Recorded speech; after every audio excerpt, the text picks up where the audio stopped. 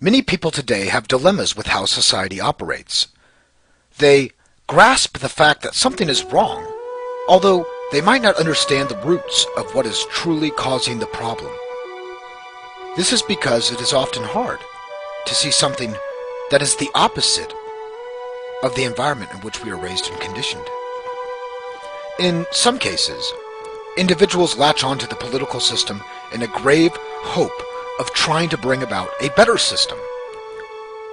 The question we must ask is, what is this system? What are these people contributing to and enabling? The answer? Statism. The definition of statism from Merriam-Webster: concentration of economic controls and planning in the hands of a highly centralized government, often extending to government ownership of industry. Statism is a political philosophy describing political movements which support the use of the state to achieve goals. Hence, statism is political ownership and control, and the belief that the government can achieve goals it deems necessary. I personally can't remember a time when someone came up to me and said, "Mike, damn homeless people," or "I want unsafe neighborhoods," or "I want unclean facilities," or "I want to have rampant drug use and addiction." I'm not sure if this is empirically tested, but I think you would agree that most people want to help the homeless, cure the sick, feed the starving, make sure the old are taken care of, create peace, and breed more prosperity. The question then asked, how are these preferences enforced through statism, a system of political ownership, and the belief that goals can be achieved through government? The government produces nothing at a marginal gain when compared to the free market, which is not what we have today. The government doesn't have its own revenue source. It's not self-sufficient. So where did the oligarchs and politicians get the money to achieve these goals? When the pathogenic parasitical bureaucrats we call politicians want money, they must extort it from the population. These men write up nice documents, laws, that make it sound as if their actions are morally justifiable. They hire men to steal for them, and even portray the job as heroic. This is, of course, not voluntary funding. You do not have an option on whether to fund their pyramid scheme or not. The more laws, the more you must pay. If you break one of the tens of thousands of arbitrary and imaginary rules of their protectionist trade regulations, they will send you a fine, a penalty. Much like Al Capone, if you do not pay this penalty, this threat, they will send their hired mercenaries to kidnap you and hold you in a cage, which requires more taxation theft to cover the costs. In these cages, the guards and political prisoners will share in the torture, this unneeded torture. If you try to protect and defend your family against this intrusion, you will be massacred like pigs at a slaughterhouse.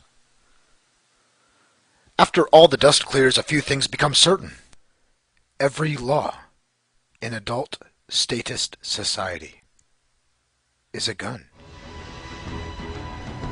Every single law is a threat towards the initiation of violence, and the guns are everywhere. We can now see things for how they truly are. Taxation as theft, prohibitions and victimless crimes as domestic wars, lobbying as bribery, regulations as protectionist legislation for corporate lobbyists, war as murder, statism as terrorism, statism as slavery. It's not as if the government can feed every child. No one donates to welfare because they have been extremely pleased with the results. They simply give what they have to stay out of jail. Why is this? Because they know that they would rather take their money and give it to a private charity, as private as anything can be in this statist system. Because they know that the money will be spent more efficiently than through the bureaucratic black hole. When we were kids, we were instructed not to hit, not to steal, to respect others, Great principles that should be adhered to more often. Once we grow up, though, things seem to change. Statism, what most adults consider reality today, is nothing but hitting and pushing, stealing, kicking, screaming, threatening, and, well, you get the picture. Many people believe that because government currently claims monopolies in certain facilities, that this is how it is supposed to be, that there is some altruism at work, which couldn't be farther from the truth.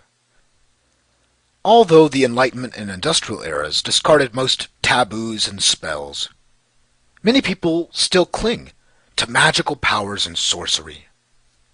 They believe that if enough people can wish something true, that it becomes true, that politician pen strokes have magical abilities that rise above other pens and pencils. Who are these people that still cling to this voodoo? They're not all wizards, witches, and magicians. Unfortunately, many of them are politicians, oligarchs, bureaucrats, kings, congressmen, senators, presidents, and voters. They believe that just to call something the Social Security Act is to actually give people social security. They believe that writing up a document can end starvation, that creating laws can end homelessness or stop hard drug abuse, that pieces of parchment paper can stop oligarchs or protect the unborn.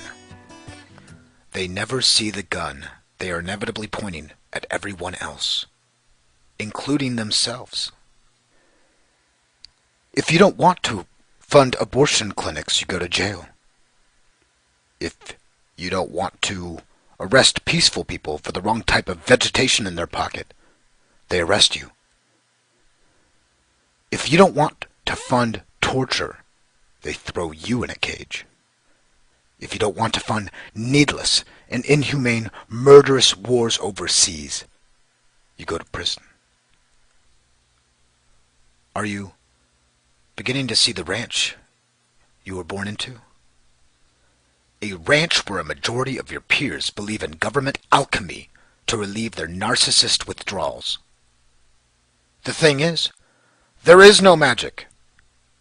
Politicians don't have magic pen strokes. They don't have magic wands. Just guns, and the men to enforce their whims, in many cases without questioning where their masters derive their power. There is no difference between statism and a bully. They both have the same means and the same goal. They both use coercion to get what they want for themselves. The non-aggression principle dictates that people should have the right to do whatever they want, as long as they don't infringe on the rights of others. Where there is no victim, there is no crime. Statism is nothing but the infringement of others who simply disagree.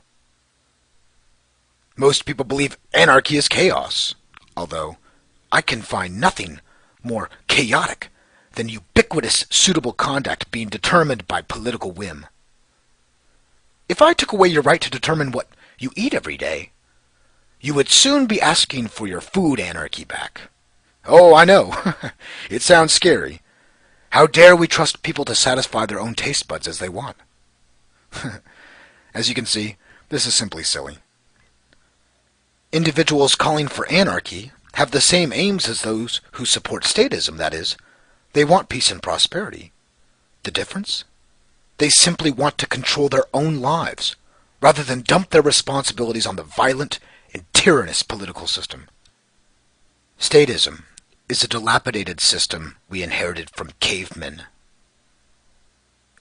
Quickly, think back to chain slavery just 170 years ago. It's not as if slavery could be reformed. Can you imagine yourself pushing for less slavery back then? Of course not. You would call for its total abolishment. Statism is slavery, and statism must be completely abolished. Once you see the system for what it is, there is no way a virtuous person can ever go back.